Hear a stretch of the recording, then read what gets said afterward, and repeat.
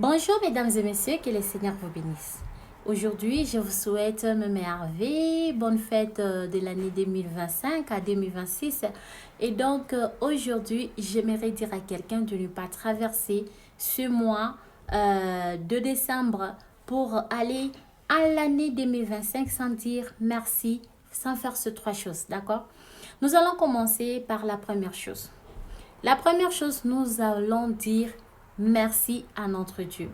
Pourquoi d'abord merci? Il est écrit dans la parole de Dieu, dire merci à tout moment. Quel que soit dans le problème tu vas te retrouver, il faut savoir dire merci à Dieu.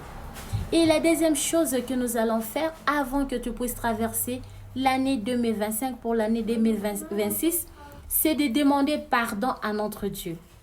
Pardon pourquoi? Parce que nous avons péché cette année 2025.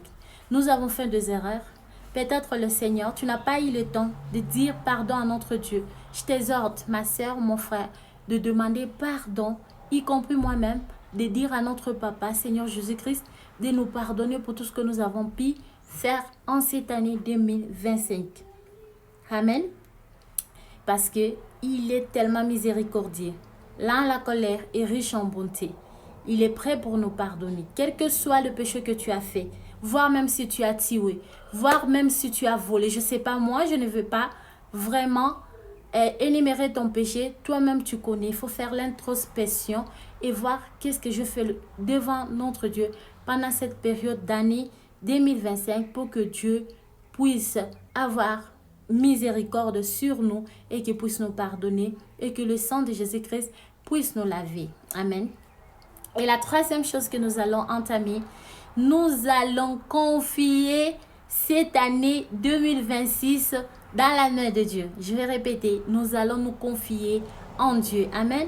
Cette année, nous allons nous confier en Dieu. Pourquoi? Parce que par notre propre force, nous n'allons pas y arriver. Mais par la grâce de Dieu, par la puissance du Saint-Esprit, par sa force, nous allons arriver. Et cette année 2026, si nous nous confions en Dieu, ça veut dire nous abandonnons toutes choses entre ses saintes mains. Parce qu'il écrit dans sa parole que ce n'est plus nous qui vivons, mais c'est Christ qui vit en nous. Amen. Et donc, je vous conseille de vous confier en Dieu. Cette année 2026, nous ne voulons pas vivre, nous voulons vivre avec le Seigneur. Nous voulons voir le Seigneur vivre au travers de nous et faire de grandes choses au travers lui, et tout ça pour sa gloire. Que le Seigneur vous bénisse, et donc ne rate pas, ne manque pas de faire ces trois choses avant que tu puisses traverser l'année 2026. Que le Seigneur vous bénisse et bonne fête à tout le monde.